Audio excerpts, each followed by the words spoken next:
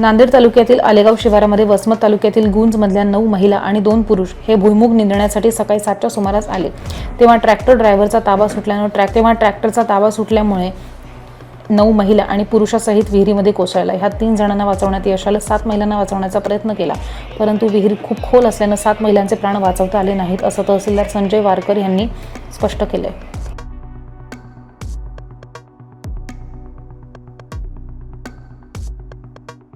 साहेब, नेमकी काय घटना घडली सविस्तर?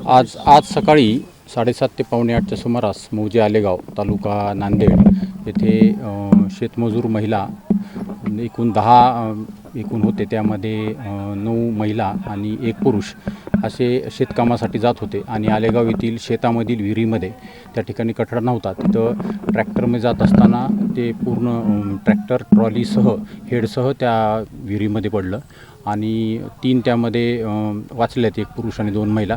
7 महिला वाचवायचा त्यांना प्रयत्न करण्यात आला, परंतु विहीर खूप खोल होती आणि मग आमचे जिल्हाधिकारी राहुल कर्डिले साहेब यांच्या मार्गदर्शनाखाली आमचे निवासी उपजिल्हाधिकारी वडतकर साहेब आणि SDM आमचे खल्लाळ साहेब आणि आमची तहसीलची सर्व टीम, पोलीस डिपार्टमेंट, महानगरपालिका, MSB सर्वच नैसर्गिक आपत्तीची टीम या ठिकाणी आली आणि पूर्ण सहकार्य केलं आणि त्या ठिकाणी आता 7 महिलाची आम्हाला दुर्दैवाने डेड बॉडी या ठिकाणी काढण्यात आलेली आहे आणि आता त्यांची पुढील कायदेशीर प्रक्रिया सुरू आहे। ओके।